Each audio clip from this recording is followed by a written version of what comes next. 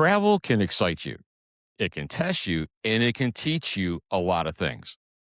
Our trip to Vision, well, let's just say, pull up a chair. We've got a lot to share, both trials and lessons. Hi, it's Vic. Hey, and I'm David. We're taking you on a recent trip to Kansas City for the Vision High Tech Expo. This is Driven to Success. All right, David. It was an interesting trip, and oh my gosh, the one thing I remember more than anything, I'll say my bright spot was when we first got there, and you rented a car. So, what stood out for you with, let's call him Claude? Tell you what, the number one thing, and you go to rent a car, you just go out there, and then you just kind of try and find the car with the best tires on it, and off you go. But no, we didn't get that far. And there's Claude. And this guy was so full of energy in a very fun way, in a very professional way. And I've never experienced that at a car rental. I don't know about you, Vic. No, and what was cool was how when we walked up to him and he greeted us, and you know he asked us a few things, and I said to him something regarding Josh Allen, and he was like, rather than dissing Josh Allen because he's a Kansas City Chief fan, he was like, you know what, that guy's got a lot of talent. I'm like, well, okay. He didn't take the bait. Of course, we're always beating each other up football team wise. Sure. And of course, you're the one renting it. And what stood out for me was when you said, "Well, I'm a what was your level of membership?" He asked me what level I was, and I said I was executive. And he said, "Are you sure? You kind of look presidential to me." And that just set the stage because I go to the president's aisle, right? And it was Right. like, oh my gosh, so he just changed the whole tone from just a mediocre couple of guys needing to rent a car to us having a great conversation. It was only an extra 30 or 40 seconds, but we remembered him. He took an Fantastic guy. interest in us. That's what I love Mhm. about it. He took an interest in who we were, a little bit about us, complimented us in a nice way, much like shop owners can on the front counter. Sure. Take an interest in your customer. My gosh, in this business, running cars, fixing cars, it can be really transactional if we're not careful. Oh, Well, so yeah. I mean, selling check the auto car parts. in, that's okay. I'm a service advisor. Check the car in, get it done. Next, just moving in and out like cattle, or we could spend that extra. It was 20 seconds maybe. Right, And right. that's extra 20 seconds was something that both you and I didn't forget. In fact, now we've got it sitting here on the podcast. And so Yeah, yeah. you're right. The transaction is one thing that's got to be done for the business, but you can put a little bit of personalization into it, and it goes a long way. Yeah, I mean, taking that little bit of extra time just to take a little bit of interest in the person you're doing business with goes so much longer. In fact, I know we talked about it on the drive from the airport to the convention center, and of course, what do two Texans do? Rent a big old truck. Sure. I mean, not of course, it wasn't a Ford, it was a Chevy. Sorry, I know you're a Ford guy. I'm the Chevy guy, so I like Chevys too. Don't get okay, me okay, wrong. I'm okay. not gonna diss it that bad. I'm a But Ford guy just because it's been hanging in there for 240,000 miles. all So right, all right. Ford's, fix or repair daily? I don't think so. First on race day. I don't know about that. You know, of course, let's move on. All right, so let's talk about next point, dinner, because we moved motor through the day, but dinner, I wanted you to go and experience something, which was a really good barbecue joint, and this barbecue joint when we went to in Kansas City is one of the premier ones. It's known amongst nationwide and amongst the people that go to Kansas City. This is the place you got to go. And I remember you and I switched reservations because we were going to go to one place, Mhm. but there was one particular dish I wanted you to experience there. And so I had to get reservations like 15 minutes before you and I got there. And usually what happens when you get reservations 15 minutes before you get there, you don't get prime seating. Sure, sure. Oh, And walked in the and door. and Vic, let me tee this up real quick before we even get to the door. So Okay. the listeners have just heard Vic wants to take me there. Oh my gosh, I've been there, and just it was some really nonstop conversation. So he's got it really cranked way up, ready for us to go, have a great time. Right. And then you're right, we get to the door and we're pleasantly surprised with a 15-minute window. And what does she do? Oh yeah, she got her name. Here you go. what do? She gets us to the table, and the place is packed. It was, oh gosh, Absolutely. the parking lot was full. Yes. So Vic's living, the expectations are living up to what Vic wanted and what he said, and so now I'm feeling pretty good about this whole situation.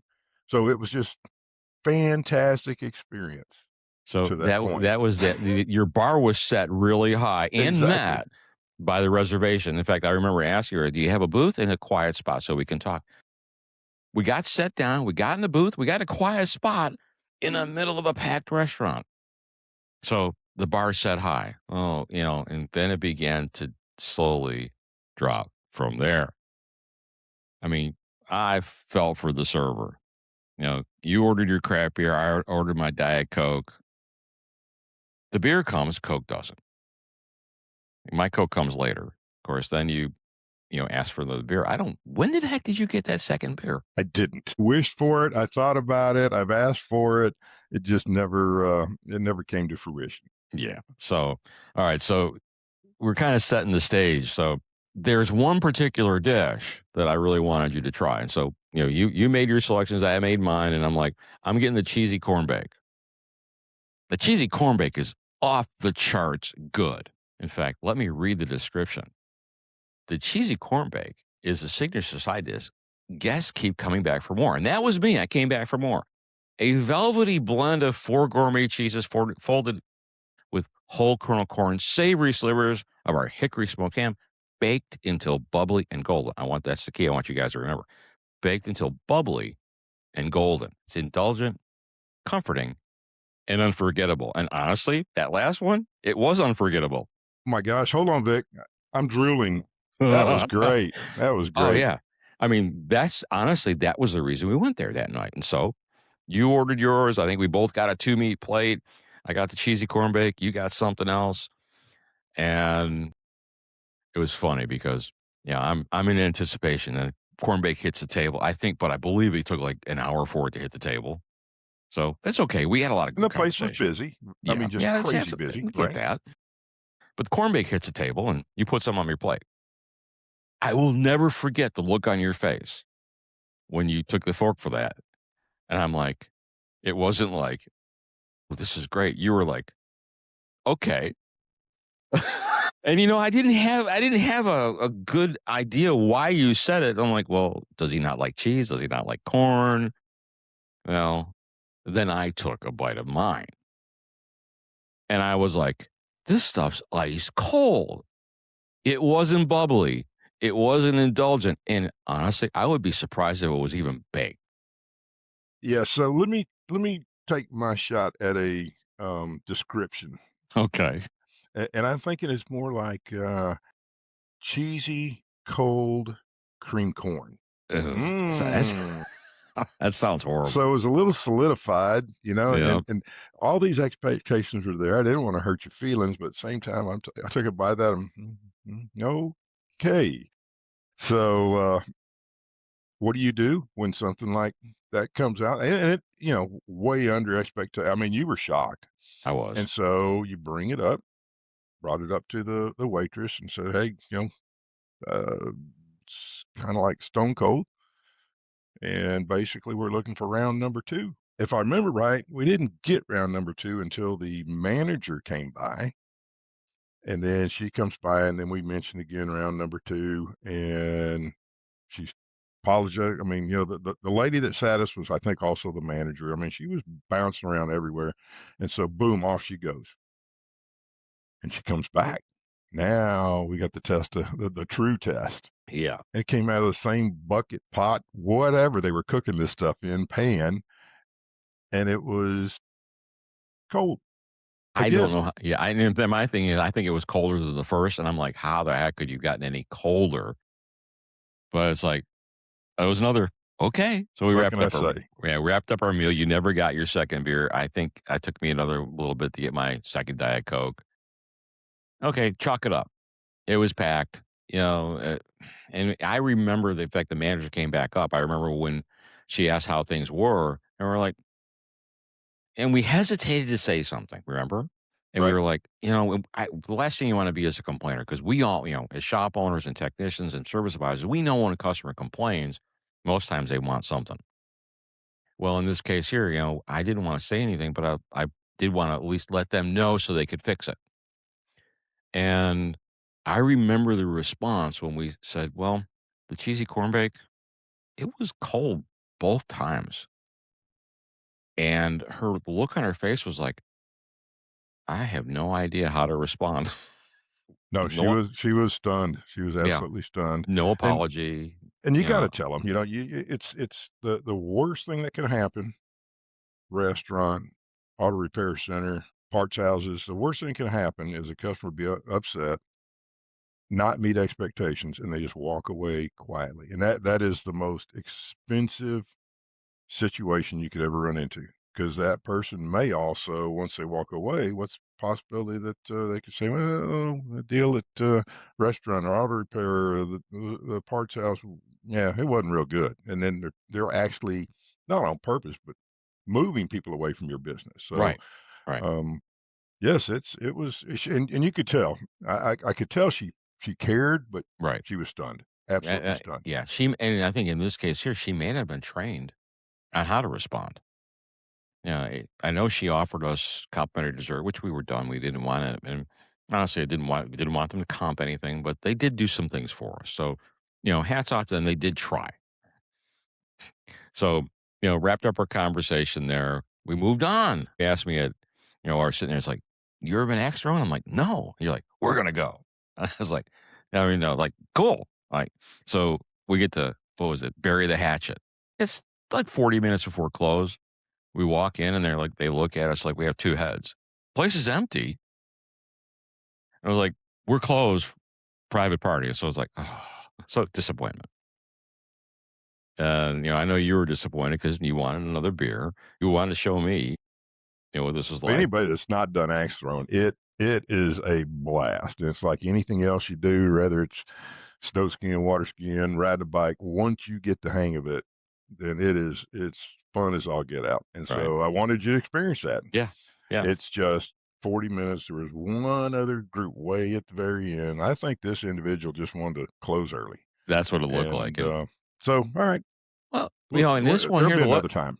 I said, yeah. But the lesson for me here was the indifference to the fact that we wanted to go, you know, through axe throwing. You know, it wasn't like, hey, we're sorry, guys, or the door could have been locked. And so when a customer experiences something, you like you're closed on Saturday or you're closing early for whatever reason, make sure you put things in place so they don't have the opportunity to be disappointed. You know, if we'd have walked up and pulled on the door and it was locked, we'd have headed on back, gone to the hotel. And now hotel experience was interesting to say the least. That's a good way to put it. It was So interesting. I mean, you just can't make this kind of stuff up. no, you can't. You know, it's funny. So what's the matter, Vic? Was the pillow too hard? Was the pillow too soft? You know, you could overcome those kinds of things, right? Yeah, you can, but boy, it was. What But can you not overcome? You can overcome most things. So this was what was fascinating and a little bit creepy. And I walked in my room, flip the lights on, go into the bathroom, and I'm looked down and I'm looking at the counter. The counter is really really dark, but I see some movement. I'm like, oh man, I got bugs. And you know, I kill them and I start looking closer, and my toothbrush was about 3 inches away from where I saw the first bug. Turn the toothbrush over. I'm like, oh, it's covered with the bugs, and I whacked it into the sink, and they just scattered. And then I started looking up, and they're crawling up the wall, and they're all over the place. I'm like, oh, this is not going to be a good night's rest, and it wasn't. No. And things happen, right? But that was controllable. And man, my rest was not good that. But what was funny was when I went down to the desk and talked to them about it the next day, they were like, "We'll send an exterminator up," and that they weren't going to do anything. You know, I'd asked them to comp one night's room. That's all. And they're like, "Well, we'll give you points." I'm like, "Well, they didn't ask me if that was what I wanted." So, nonetheless, not a very good night's rest. Kind of creepy. Great story.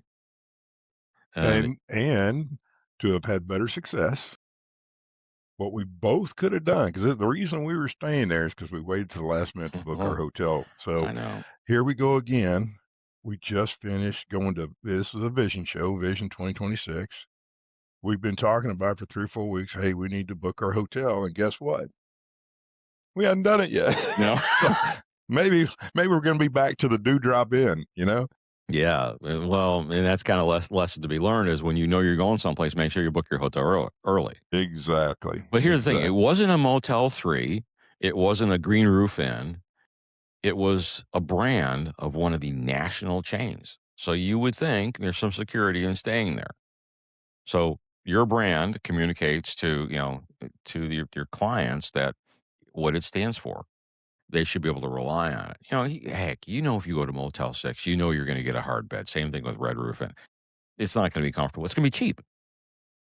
And, Yeah, I don't know, I don't stay there. well, I years ago when we first got married, we stayed there. So years ago, many, many, many moons ago. Hopefully, they don't have the same beds. Hey, you never know. True, that's true. Yeah, but that lesson, I guess, and again, another lesson from the road is you have control over your decisions. And early. Plan early, exactly. And so, okay, that next day off to Vision, man, the when we were setting up, we had some fun. Sure, yeah. The people there, I mean, I got some great pictures, and really, it comes down to it's all about people. Really, wherever you go, it's about people. And you had a really cool guy with AVI in the booth. Share a little bit about him. Yeah, so Gil, Anchondo works for ABI. He, uh, has had a huge history in training and a lot in body work. And so one of the things he does, he builds training aids for the Group Training Academy and ABI. And this is all different types. Even included a cutaway in of a Toyota Prius in our booth that day. And so it allows us to be able to show and teach without messing with body panels and all that kind of stuff. Let's get right to the meat of the case. So Gil was there, and you just gotta meet this guy because it's whatever. Hey, I'm there. I'm gonna help you. What can I do for you? Can I go grab this? Can I get this set up? I mean, he is just such a nice guy, and so that was a very pleasurable event. He helped us set up the entire boot, and you just can't ask for anything more from that. So how how can we give back? And so one of the things we said is, hey, now it's evening time. Let's go get a bite to eat. Went to a great pizza place. It was a long way away, but a great pizza place, kind of a hole in the wall, which some of those Mm, are the best. right. Craft And beer, though. You wanted craft beer. craft beer, we had craft. Man, you're kind of making me look kind of make me look bad with all this beer talk, but I do like my beers. Right. But we got to understand a lot more about how Gil comes up with these ideas and these training aids and what all's involved in getting them done and how many he has to produce over a period of time. So we got a little off kilt, but it was the neat thing is the vision show is fantastic. Gil is always spot on when it comes to what can I do to help and assist. And he really knows his stuff. We got a lot of great pictures with him talking with technicians from across the country, especially over his two training aids that were there. I had the opportunity when we went out with Gil to get to know him. Is what I want to reinforce with people. It come down to people. I've known Gil for 4 years now. My work with Apex and him being partaking there. Vision, of course. Times that we've been at the group events. Never had the opportunity to really sit down and get to know him. And man, at the beginning of the meal, he was a colleague, and by the time we got to the second slice of pizza, he was a friend. And that's the beauty of going to these in-person events, whether it be Vision, Apex, Tectonic. It's you can see a lot of stuff, but man, the connection with people, and people use a fancy term of networking. You're just meeting other people who walking similar paths as you. And hearing Gil's story, because everyone's got a story, which is one of the things we do in Driven to Success. We share stories. Gil's got a great story, and we're going to have him on one day because he's got a really neat way of looking at things and how he brings training to light and make it so easy for technicians and owners who are still in the bays. And I really enjoyed that opportunity. And man, again, the pizza was fantastic. It was. It was. And so, yeah, so we had that was our first night. So then we roll into the next day, and I remember saying to you when the night as we got back, I said, "Well, hey, David, weather's coming in across Texas tomorrow, and you want to look at potentially changing our flights because I know you were flying to Dallas, I'm flying to Houston, and in springtime, this weather between Texas and Houston is absolutely unpredictable, and when it gets bad, it gets bad." And I remember you're like, "Nope, I'm good." I'm like, "Okay." Well, needless to say, did things take a turn that next day as the weather began to come in? It did, and early at that. So Yeah. Vic's been poking the bear a little bit. You want to change? I said, no, no, no. And then, sure enough, I'm on the show floor, and Vic's there. And you know what? I need to, let me just take a look. And here we go. Grab my phone and take a look at it and see what the flight is. And it comes up the big boop, boop, boop, delayed until the next day. How does that work? How can you delay a flight that's in the mid afternoon? And it was like 2:30, 3 o'clock. I don't know what it was, mid afternoon, and you're going to delay it till the next day. That ain't right. That doesn't work. That Yeah, should have and if been I a remember correctly, cancel. it was if I remember correctly, it was 4 in the morning was your flight was delayed until. Gosh, yes. And look at this Yeah. face. I need all the beauty rest I can get. I can't get up at 2. Oh, I won't disagree with you on that All right. I just one. stepped right off into that. Yes, you did. Yeah, some days you're the Man, pinata, some days you're the stick. jeez. So, okay, let's forget about that part. Let's All just right, we'll move keep on. moving on. So, you're sitting there and you're looking at that, and of course I guess it's all the storms and air travel and all that kind of stuff. And so what do? You start trying to figure out what else can I do? What else can I do? And everything with the airline that I normally fly with was just pushed out and pushed out, and there was no real good solutions. So one of the things, to have success when you're flying, sometimes you got to know people, and here goes my little pun. You got to know people in high places. Oh, oat. And so I phoned more than a friend. Mm. I phoned my son. My son, I don't normally fly Southwest Airlines. They fly out of a different airport and further away from my house. But I called him and I told him, Drew, can you get me home? And he's, of course, what's going on, Dad, all that kind of stuff. And he's got all that stuff on an iPad as a pilot. And hold on, let me check. He's doing all this. Okay, can you be on a flight in 2 hours? Whoa, whoa, whoa, that's too early. I got the show to go. So we pushed it out a little bit further. Remember, my only option was to get on a plane at 4 a.m. the next day, nothing else. And my son, Southwest Airlines, that afternoon, evening, he had me on a flight, and they didn't fly through the storm. I mean, I think there was one little bump. That was it in the entire plane. And then before I even got on the plane, my son, it comes up on my phone. What did my son do? He got me seat 1D. Oh, man. I never fly Southwest, and I'm like, not only did he get me on a flight, he's going to get me home. He got me in first class. Hey. Guess what, folks? Those of y'all that fly Southwest Airlines, there is no first class. I was in the first row, and so I guess that's good. I get off real quick, but I was all pumped up, and I forgot there's no first class. So anyway, I'm laughing to myself, chuckling. Get home, and I'm back in my house on my couch at 7:30 at night. When you texted me, so you get home, you're home. Mm-hmm. Now my journey starts. Okay. You left 2 hours before I did. So what does any good person who enjoys good Kansas City barbecue do? Finds another barbecue joint. So I found a barbecue joint inside, killed some time. My flight gets delayed another hour.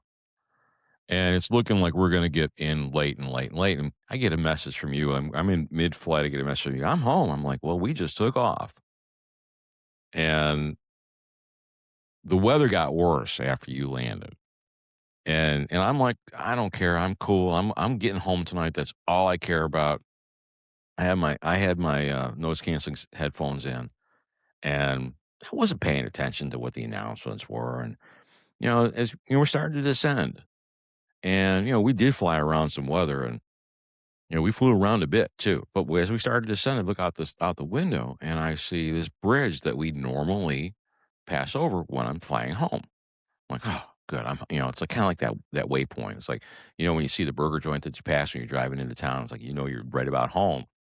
For me, it was like this 1097 bridge. I'm like, 1097 bridge. Oh, cool. Just about landed. Then I looked, I'm like, that's not the 1097 bridge. Because then I looked out and I see these towers and I see oil refineries. I'm like, No trees. something's yeah.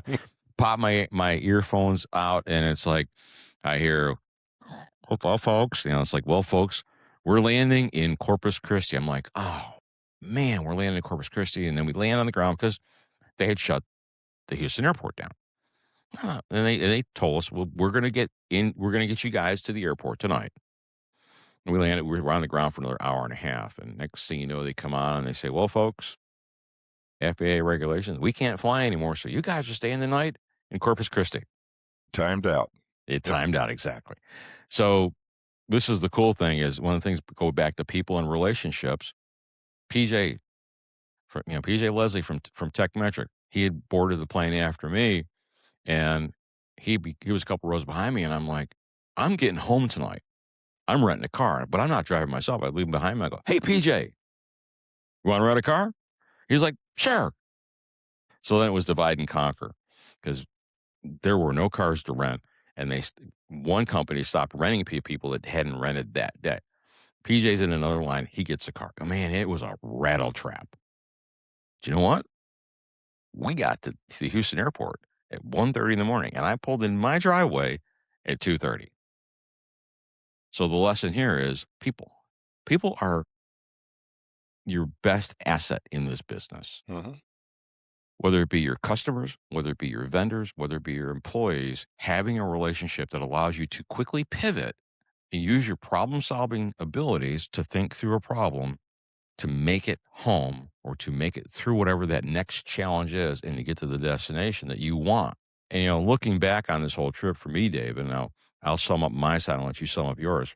For me, this trip was a lesson in high highs, low lows, but the constant in the middle was amazing people. Bill Haas, Sarah Fraser, Mike Dela Cruz, PJ, John Firm. We got, Shop Marketing Pros. The whole Shop Marketing Pros team was there.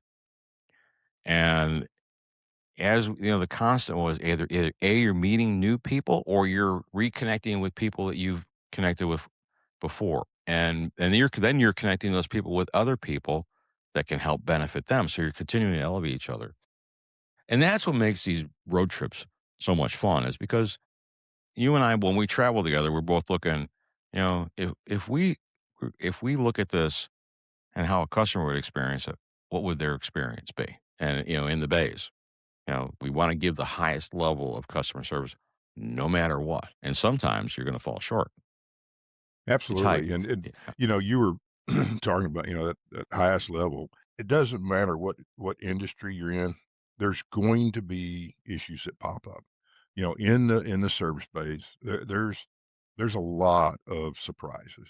Mhm. And it's really, in my opinion, a little bit unfair for the service centers because you guys don't work on brand new cars. You get them at 80 to, in my case, 240,000-mile platforms, and you're asked to perform open heart surgery and, make this thing run like brand new again, but the rest of the platform is still got the 240,000 miles on. So sometimes things come up, broken bolts, Mhm. another part that, as you're trying to pull it off, it breaks. And really the biggest thing when there is these challenges, whether it's an airlines or a restaurant or auto repair or, parts division, you got something that goes wrong, man, be the first one to bring it up, be the first one to say, "Hey, let me bring you up to speed what's just transpired." And then back it up with a solution. You know, you gotta let people know what's going on. And whether it's a car owner with their car or it's, something transpired and we pulled a part off the shelf and it was missing the gasket, so now we can't even sell that part.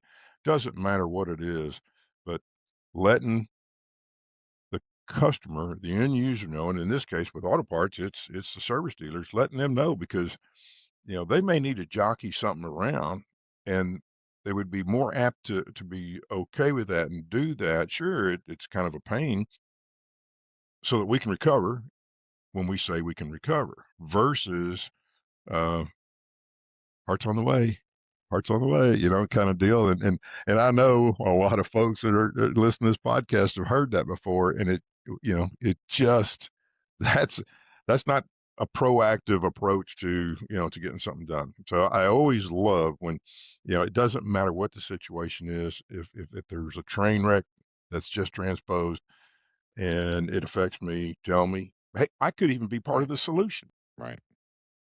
Well, and in so many cases, most people have a second car. Most people can pivot, but waiting until an hour before close to let them know the job was not going to be done that day when you knew at 10 in the morning doesn't do anybody any favors. Blaming your parts guy. I'm never saying we ever blame the parts house for not getting something to us, but blaming them is not a good solution. Thank you. And yeah, I'll take that. it really is true. Yes. Because it's funny. People know when you're making up a story. People also know when you're genuine. You can't change. You can't change the situation you're in. You can only change like what's going forward. And looking back on this whole situation, this whole trip to Vision, we couldn't change that fact that you got out late, that I didn't get home until the very next day. I did make it home on the end of that trip, but it was 14 hours worth of travel. We can just be grateful for the fact that we've got the ability to navigate through that. But making certain that you communicate to your customer or you communicate to your advisor for the technicians listening to this, well, ultimately you communicate to the end user, which is your client, because your clients are very forgiving when you have the right response. You take a laissez-faire, I don't care attitude, you're going to get chopped up through the wood chipper. It shows. I mean, Yeah, it shows immediately, yeah. and you're setting your own tone when you take a mediocre approach to it. So you're setting your own tone, and then you're setting, you know, your own outcome, and it's not going to be good. So you got to step up first, so that hopefully your outcome, reaches a better level than if you took a mediocre approach to it. Well, if in I guess from my end to cap up this part of it, with this listening and looking back on how Claude was, Hmm. if everybody was like Claude, customer service would be so much easier because he set the tone and it was amazing. Don't be like the restaurant manager. Be like Claude. Yep. And I tell you what, and I think this goes without saying, any one of us, if you had the experience to have met Claude and we had a business in that area, and I'll tell them, hey, it was National Car Rental. National, I'll put you on notice. I would have gone after Claude. I would have hired him away from you because that guy is so awesome, He was so amazing. powerful. And of course, again, what's going on there? There's several things. There's something about him and his environment, I guarantee you, that helps him be the way he is. He loves his situation, loves talking to people. He loves catching them as soon as they get off the plane. They've been sitting in a hard seat for 2.5 hours. They've been, you know, trying to get their luggage and all that kind of stuff. And so it's a situation like that is very refreshing because he knows weary travelers. Here they come. Mhm. And I don't even think he's not even doing it on purpose. It's just him. It's And just him. man, Well, he just and the brightened my guy's like day. he's like in his late 70s. Hmm. He doesn't need to work. It's obvious. He's enjoying the heck out of it.